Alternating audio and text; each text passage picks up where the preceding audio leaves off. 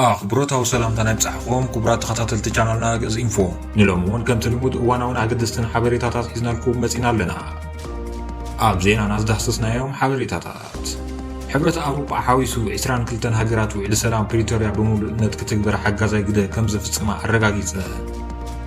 وناني ميديا دبيت هاي العرفين كبيد متنقاطان عاوز سعيدن رفعاتي تسفان هيو سبب سلطان إيرترا عبوان بوايح واحد عبوان بخون دليم زنوبر سب من نيرو حقوق وتري أمونغو إثيوبيان حورات عرب إماراتن ألو تباهلو زفكر زلو كم لمادم كقبار يوم كبل منغست إيرترا قلتو منغست تركي عب سودان نصحان ناموتسو أيبلن وتهدراتي كل أخي إيلو مسانا أنت تسانيحكم زيو من كالوتون حبريتاتات كنكافلوكم إنا كدمنا بزرزروم حلافنا جن وانا ونصفات حبريتاتات نكوز حكم للشانلنا سبسكرايب نتحسونا بنادما لايك نشير مقبار أي ترسعو نعفل أما زينانا تنحلف حبرة أوروبا حويسو عسران كلتن هاجرات وعلى سلام بريتوريا بمولنت كتكبر حقا زي كده كم زفت سمها الرقاقيتين حبرة أوروبا فرنسا جرمان طاليان بلجيم حويسو عسران كلتن هاجرات وعلى سلام بريتوريا بمولنت كتكبر حقا زي كده كم زفت سمها الرقاقيتين ساسع عملت مفرام وعلى بريتوريا عملكتو حبرة أوروبا أبالات هاجرات إتي حبرة أبزوز أو حبرة ومجلسي سممع مقرات تصابو بريتوريا كتكبر تمازابلت بمسرة عالم لقى حق سبعونات وحسن أمن كبرون تحليو ناب مربتهم كلو سنصوعين سبعو مسلات كحلو بفلاي دحننات هسانتن دك أنستين كرقاقز تحتاتنت كنقز قدايات ما أخذ قبراي حوية سققر فتحين كتكبر إتي حبرة أغنزيو هواحتين منغستي فيدرالن قدميتي قصيلو زكايد هاجراو مرصانا بوليتيكاو زتكملو صوعتي حبرت وعلي بريتوريان كتكبر حقو زخم تصل ارغاغيتو اب كالوت كبابتات ايثيوبيا زلو غنصوتات ون بسلامو منقدين كفتحن كلهم مدارك تاكلات زساتف هاجراو زتكبرن صوعو وناني ددبيت ميديا هايل عرفاينه كبيد متقطعن عول سعيدن لفعتي تسفان هيبو وناني ددبيت ميديا زخنا هايل رفاينه نتي باول سعيد ابز حلفه سو مصطفى ملختو ترير قبر مسيح يولو اول سعيد ابز حلفه بيوتيوب زفنو مدو حوحات كتنققلم علوا بمبال ناي حد سبب سلطان غيزهم حدار تግራይ شمون صريح نيرو لبوا دمالني اذا حجز بلكم بغطتا نتي دي افن حوحاتن زملكت كوينو نزم حجز قلصوم سبات بتنقاقه منصركم اطريخم كتريوم زلكم سباتيم بعابيو ناي سراويت تግራይ ناي نعب خونتات نممرمارون كحجزكم اسمات كزرزرلكم استوعلو تادسه ورده عالم قبر واحد إيسياس تادسه حلاف بريزيدنت بيت صحفت تولد عنبب حلاف السلية يوم إزوم زغلص كلكم سبات تግራይ بتنقاقه منصر أصريا خطر يوم زلوا سباتيم نسكم زولو اتي ابز حلف قنيات بسراويت تግራይ استقبر سلفي إيت بريزيدنت تادسه ورده ايت عالم قبر واحد ايت إيساياس تادسن كورنيل تولد عنببن كله 5 الحبير نيرو ازي زنادو دوز مسل بفلاي كعامس ايت عالم قبر واحد فولي ركب على تبهل زقمت وناني ميديا ددبيت هاي العرفاينن زرب عاوز سعيد بتر يكونينو من اول مردات هيبكاس باول غيركا تطنقوهم تي دي اف حوحاتن من ينسن حوحاتن تي دي اف تطنقوهم قليل زارب سخاتو نسن من تاي تزارب يكون زلو نسهم صرحهم يمصرح زلو تعرف قبر زلو مسلكم تግራይ زستداخم مريحنت نشعبيا إيدو ذهب مرحنة كلوا تخفافل لأن النوع الفرارح كلوا يبدل نمنتاي نازللكا قلت أجرخا حيسكا نافتنا شعبيا تراك مساعتها بتراب حيزهم بتمصاودي حيزهم تلا أغدي خاي تلا أغني شعوب كما بحلا هيلا زي حبريتا اب تግራይ وشتي كابزلو أكلات كم ستوهابون اتهم كم ازقبرو سبات بعلمن مخانم بدنبي أفلطو كم زلوان يقلص كل انت تقرني فين زغدا خمن كم زغدا فلتنيا اوكي خدم قوي زلو ولا قامن نتوم سبات انت زي جلسة اكتيفيست لفعاتي تسفع ابتي اوان سلفيني بريزيدنت تادسك وقصاني حيو كابزي بتوساخي لفعاتي تسفع مس اول سعيد قداي سمتو كم زجموري فلت بخالي وقند ما اتي وانا دقافي دكتور دبرزين زخونا لفعاتي تسفع نايتا عالم قبر واحد على فيسبوك قصو بتدقاقامي كوقسم يرى እዞም ኩሎም ነጥብታት እታሒዝካ ሃይለ ኣረፋይነ ናብ ኣወል ስዒድ ሓበሬታ ብምሽላኽ ካብ ዝወቐሶም ውልቀ ሰባት ሓደ ልፍዓት ተስፋ ምዃኑ ይግመት። ሃይለ እቶም ሓበሬታ ንኣወል ስዒድ የቐብሉ እዮም ዝበሎም ሰባት ኣብ ቀረባ ግዜ ከም ዘገልጾም ቃልኣት እዩ። ብፍላይ ንመንግስቲ ኤርትራ ኣብ ዘሕለፎ መልእኽቲ ድማ እቲ ዝካየድ ዘሎ ርክብ ከይባላሾ ንኣወል ስዒድ ብካልኦት ሰባት ክትከኦም ዒዱ። ንሱ ከም ዝበሎ ገለ ኣካላት ሕወሓት ናብ ኤርትራ ፀጊዕኻ ተላኣኽቲ ብምግባር ትግራይ ናይ ምድርዳር ዓቕማ ንኽዳኸም ብሰበ ስልጣን ኤርትራ ይስራሓሉ ክብል ወሲኹ ከሲሱ። ሰበ ስልጣን ኤርትራ ኣብ ጉባኤ ሕወሓት ናብ ቅድሚት ክመፁ ዝደለይዎም ኣካላት ነይሮም ተባሂሉ። ኣብ ሁሉ ኩነታት ኣመልኪቱ ምስ ሓደ ሚድያ ቃለ መሕትት ዝገበረ ኣይተ ጌታቸው ረዳ ብዙሕ ምስጢራት ተዛሪቡ። ኣይተ ጌታቸው ረዳ ምስ ኣማኻሪ ጉዳያት ፖለቲካ ፕሬዝዳንት ኢሳያስ ኣይተ የማነ ገብረኣብ ምርኻቡ ኣዘኻኺሩ። ኣይተ ጌታቸው ከም ዝበሎ ዕላማ መራኸቢኦም ህዝቢ ኤርትራን ትግራይን ካብ ዳግማይ ኩናት ንምድሓን ከም ዝነበረን ይኹን እምበር ብወገን ኤርትራ ትግራይ ምስ ኣዲስ ኣበባ ኮይና ክትወግአና እያ ይብሉ ከም ዝነበረ ሓቢሩ።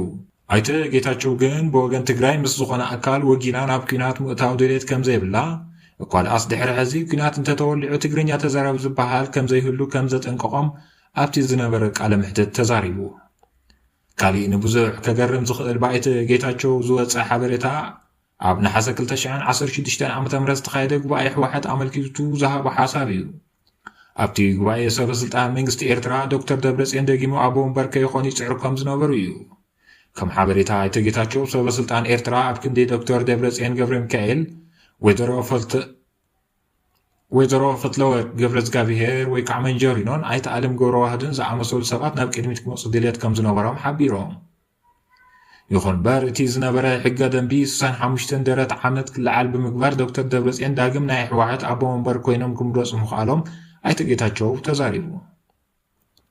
ኣብ መወዳእታ ድማ ኣይተ ጌታቸው እቲ ኣብ ምዕራብ ትግራይ ዘሎ ምሕደራ ወራሪ ሓይሊ ሙሉእ ንሙሉእ ክፈርስ ብፌደራል መንግስቲ ከም ዝተነግረ ኣረጋጊጹ።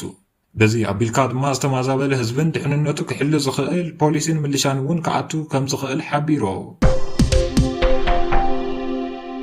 ሕቡእ ወጥሪ ኣብ መንጎ ኢትዮጵያን ሕቡራት ዓረብ ኤሚሬትን ተፈጢሩ ተባሂሉ። ኣብ መንጎ መንግስታት ኢትዮጵያን ሕቡራት መንግስታት ዓረብን ጥቡቕ ርክብ ከም ዘሎ ክዝረብ ጸኒሑ እዩ። ብፍላይ ዓረብ ኤሚሬት ንኢትዮጵያ ዘይተኣደኑ ዝተፈላለዩ ወታደራዊ ኣጽዋር ሓገዝ ከም ትግበር ይፈልጥ። ይኹን እምበር ኣብዚ ቀረባ መዓልትታት ኣብ መንጎ ክልቲኦም መንግስታት ፍሕፍሕ ይርአ ከም ዘሎ ዝተፈላለዩ ምንጭታት ይሕብሩ። ቀንዲ መንቀሊ እዚ ፍሕፍሕ ኢትዮጵያ ኣብ ሶማሊላንድ ዘሎ በርበራ ወደብ ገዲፋ ኣብ ቀይሕ ባሕሪ ወናኒት ወደብ ንኽትከውን ምንቅስቓስ ምጅመራ እዩ ተባሂሉ። ቅድሚ ሒደት ዓመታት ናይ ጅቡቲ ወደብ ልዕሊ ዓቐን ስለ ዝተጨናነቐ ኢትዮጵያ ወደብ በርበራ ንኽትጥቀም ሕቶ ኣቕሪባ ነይራ። ነዚ ሕቶ ብኣውንታ ዝመለሰት ሶማሊላንድ ንናይ ዓረብ ኤሚሬት ኣልማዒ ወደብ ዝኾነ ዲፒ ወርልድ ከመሓድሮ ውዕሊ ፈጺማ እያ። ዲፒ ወርልድ ከዓ ናይ ኢትዮጵያ ጠለብ ወደብ ኣብ ግምት ብምእታው ዘይእደን ሚልዮናት ዶላራት ኣውፂኡ ወደብ በርበራ ክሃንጽ ክኢሉ እዩ። ይኹን እምበር እዚ ትካል ከስቢ ክረክብ ትጽቢት ኣብ ዝገብረሉ እዋን ኢትዮጵያ ነቲ ወደብ ብዝግባእ ብዘይምጥቃማ ሰበ ስልጣን ዓረብ ኤሚሬት ኣቆጢዑ ተባሂሉ። ብፍላይ ኢትዮጵያ ምስ ኤሚሬት ኣትያቶ ዝነበረት ውዕሊ ምጥቃም ወደብ በርበራ ጠጠው ኣቢላ ናብ ካሊእ ከባቢ ገጻ ክተዝር ብጅማራ ብኤሚሬት ኣይተፈተወላን። ኢትዮጵያ በቲ ተካይዶ ዘላ ፕሮፓጋንዳ ድሕሪ ሕዚ ናብ በርበራ ዘይኮነስ ናብ ባፅዕን ዓሰብን ከም ዝኾነ ትገልጽ ኣላ። ከምኡ እንተኮይኑ ከዓ ወደብ በርበራ ብዘይ ተጠቃሚ ዲፒ ወርልድ ዘውፅኦ 100 ሚልዮናት ዶላራት ፈሲሱ ክተርፍ ከም ዝኽእል ይሕበር ኣሎ። እዚ ጉዳይ ድማ ነቲ ጥቡቕ ርክብ ዝበሃል ኢትዮጵያን ኤሚሬትን ኣለታዊ ሳዕቤን ክህልዎ ይብሉ ተንተንቲ ምብራቕ ኣፍሪቃ። ዝፍክሩ ዘለዉ ከም ልማዶም ክቕበሩ እዮም ክብል መንግስቲ ኤርትራ ገሊጹ። ሚኒስተር ሓበሬታ ኤርትራ ኣብዚ ቅንያት ኣብ ዘውፅኦ መግለፂ እቲ ዝፍክር ዘሎ ዝበሎ መንግስቲ ኢትዮጵያ ከም ወትሩ ክቕበር ኢሉ ኣብ መግለፂኡ እታ ብበዝሒ ህዝቢ ብጂኦግራፊ ብታሪክ ዝምኩሕላ ኢትዮጵያ ኣብ ኢድ ብልጽግና ካብ እትኣቱ ደቂቓን ተናዒቓን ትርከብ ኩሉ ከም ዝዕዘቦ ዘሎ ትዳህ እምበር ዘይትስማዕ ትጎራፈጥ እምበር ዘይትድመፅ ሃገር ኮይናላ እቲ ስርዓት ወትሩ ሕሙም መን ይበፅሖ ወትሩ ድኻ መን የለቅሖ ከም ዝበሃል ምስ ናይ ገጢምዎ ዘሎ ቀልውላው እንታይ ተረኽበ ኢሉ ዝበፅሖ ሲኢኑ በይኑ ይጽለል ኣሎ ክብል ሓቢሩ። ኣስዒቡ ድማ ስርዓት ብልጽግና ኣብ ዑና ናይቶም ቅድሚኡ ዝነበሩ ስርዓታት እዩ ቆይሙ ኣብ ስንብታ ኢህደግ ከዓ ኣርኪቡስ ተሳቲፉ እዩ የግዳስ ከምቲ ቀቢሩ ዝምለስ ዝመውት ነይመስሎ ዝበሃል ንጠንቂ ሕልፈት ዝቐደምዎ ስርዓታት መሊሱ ክደግሞ እዩ መሪጹ። ብህዝቡ ዝተፈንፈነ ስርዓት ዓለም ብዘይተርፍ እንተደገፎ እውን ክሰርር ኣይክእልን እዩ። ብልጽግና ከዓ ብህዝቦም ናይ ዝተኽዓቡ ስርዓታት ቀንዲ ኣብነት እዩ። ስለዚ ኩሎም ኢትዮጵያውያን አውራ ድማ እቶም ምስቲ ስርዓት ኣብ ጥርዚ ግጭት ዘለው ኦሮሞ ትግራይን ኣምሓራን እዚ ስርዓት እናተስሓገ ዝኸፍአ ዕንወት ከየስዕብ ንምቁፅፃሩ ግዜ ከየባኸኑ ክዛተዩ ይጽንሐለይ ዘይበሃሉ ጉዳይ እዩ ልዕሊ ተዋሃሂድካ እቲ ዝግበር ምግባር ካሊእ ቀዳምነት ኩሉ ስለ ዘይክእል ብምባል ስርዓት ኢትዮጵያ ብኢትዮጵያውያን ክእለ ከም ዝደሊ ኣንፊቱ ካብዚ ብተወሳኺ እቲ ብሚኒስተር ሓበሬታ ዝወፀ መግለፂ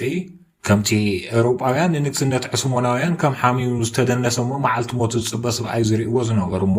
እቲ ሕሙም ናይ ኤውሮጳ ወይ ከዓ ዘ ሲክ ማን ኦፍ ዩሮፕ ብዝብል ህቡብ ቅፅል ዝፅውዕዎ ዝነበሩ ብልፅግና ከዓ ናይ ቀርኒ ኣፍሪቃ ሕሙም ስርዓት ኮይኑ ኣሎ ዝተደነሰ ንጥዕና ቀቢፁ መዓልተይ የፀበቐለይ ኣብ ምባሊ ዝኣቱ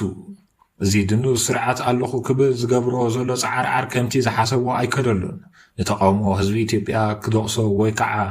ከደቅሶ ኣይከኣለን ንኤርትራ ንምሽቓል ዝገብሮ ጉራ ከዓ ንፋስ ወሲድዎ መወዳእትኡ ኣብ ደንደስ መቓብሩ ምስ በፅሐ ከምቲ በዓል ኢንታ መስቆርቆር ዝበሃል ከስቆርቁር ምጀሚሩ ኣሎ ካብዚ ኣውሪድዎ ዘሎ ዕንወትን ክሳራን ንላዕሊ ከይውስኽ ግን ዕምሪ ክልቅብ የብሉን ብምባል ትንታኑ ይቕፅል ኣብ መወዳእታ ከዓ ብልፅግና ካብ ታሪክ ኣገዳሲ ምህሮ ዘይቑ ኣይክእልን ደኣ ኮይኑ እምበር ቅድሚኡ ዝነበሩ ስርዓታት ብዛዕባ ኤርትራን ባሕራን ካብዚ ዝገብሮ ዘሎ ንላዕሊ ዲግ ኢሎም ተዋጊኦምን እዮም እንትርፎ ሞትን ዕንወትን ግን ዝሓፈስዎ የለን ፍትሓዊ ሕቶ ህዝብታት ኢትዮጵያ ንምጭፍላቕ ዝመረፆ ጎደና እውን ተመሳሳሊ ዕጨ በፂሕዎ ሕጂ እንተኾነ ዋላ እኳ እቲ ሰዓት ሓሊፉ እንተረፈደ መን ዘይነበረ መን ዘይፈከረ መን ዘይተቐብረ ዝብል ዘረባ ለባማት ዝጥቀመሉ እንተተረኽበ ወስ ምባል ጽቡቕ እዩ ብምባል መግለፂሁ ይዛዝም መንግስቲ ቱርኪ ኣብ ሱዳን ንጹሃን ናሙትሱ ኣይብልን ኢሉ መንግስቲ ቱርኪ እቲ ኣብ ሱዳን ብሓይልታት ዳዕመት ሰሪዕ ዝካየድ ዘሎ ገህሰ ሰብኣዊ መሰል ከም ዘተሓሳሰቡ ገሊጹ ፕሬዚደንት ቱርኪ ራሲብ ጣይብ ኤርዶጋን ከም ዝበሎ ካብ መንጎቶም ፍትሒ እናተጓለለ ስቕ ኢሎም ዝርኡ ክንከውን ኣይንደልን ኢሉ ወሲኹ ድማ ሕሊና ዘለዎ ኩሉ ኣንጻር ጭቆና ድምፁ ዓው ከብል ኣለዎ ብምባል ተሓሳሲቡ እቶም ካብ ሱዳን ዝወፁ ዘለዉ ምስልታት መስካሕካሕቲ እዮም ዝበለ እቲ ፕሬዚደንት እዚ ድማ ሕዚ ደቂ ሰባት ሰብኣውነቶም ዝፍተንሉ እዋን ኢሉ ኩሉ ሕሊና ዘለዎ ፍጡር ኣብ ሰሜን ሱዳን ከተማ ኤልፋሽር ዝካየድ ዘሎ ሲቪላን ዒላማ ዝገበረ ጭፍጨፋ ይቕበሉን ኢሉ ንሱ ወሲኹ ከም ቱርኪ እቶም ዝካየድ ዘለዉ ግፍዕታት ኣትሪርና ንኹንን ግፍዒ ዝበፅሖም ወገናት ንምክልኻል ድማ ተዳሊና ኣለና ብምባል ወታደራቱ ክልእኽ ምዃኑ ኣንፊቱ እቲ ፕሬዚደንት ወሲኹ ድሕሪ ሕዚ ዋላ ሓደ ናይ ኣሕዋትና ደም ክነጥብ የብሉን ህፃናትን ደቂ ኣንስትዮን ሲቪላትን ክሞት የብሉን ብምባል ኣጠንቂቑ ካብዚ ብተወሳኺ ሕዚ ኣብ ክንዲ ሰብኣውነት ሓላፍነት ዝወሰደሉ ሰዓት እዩ ሱቕ ኢልካ ምዕዛብ እኹል ኣይኮነን ጣልቃ ምእታዊ ሓገዝ ምግባርን ኣድላይ ኢሉ ኣብ መወዳእታ ፕሬዚደንት ኤርዶጋን ዓለም ለኸ ማሕበረሰብ እቲ ኣብ ኤልፋሽር ዝግበር ዘሎ ጨፍጫፍ ሸለል ክብሎ የብሉን ጠንካራን ህፁፅን ስጉምቲ ክውሰድ ኣለዎ ብምባል ፃውዒቱ ኣቕሪቡ ቱርኪ ኣብ ሕድሕድ ኩናት ሱዳን ብጀነራል አልቡርሃን ዝምራሕ ሰራዊት ከም እትድግፍ ተንተንቲ ፖለቲካ ይሕብሩ ክቡራት ተኸታተልቲ ቻናልና ገጽ ኢንፎን ሎም ዝነበሩና ሓደሽትን ሓፀርትን ሓበሬታታት ነዚኦም መስሉ ነይሮም ብሳና ዝነበረኩም ፃኒሕትና መስገና ብትሕዝቶታትና እንተዓጊብኩም ሳብስክራይብ ላይክን ሸርን ከምኡ ድማ ርእይቶኹም ምግላፅ ኣይትረስዑ ሰናይ ግዜ ይኹነልኩም ሰላም ንራህዋን ንትግራይና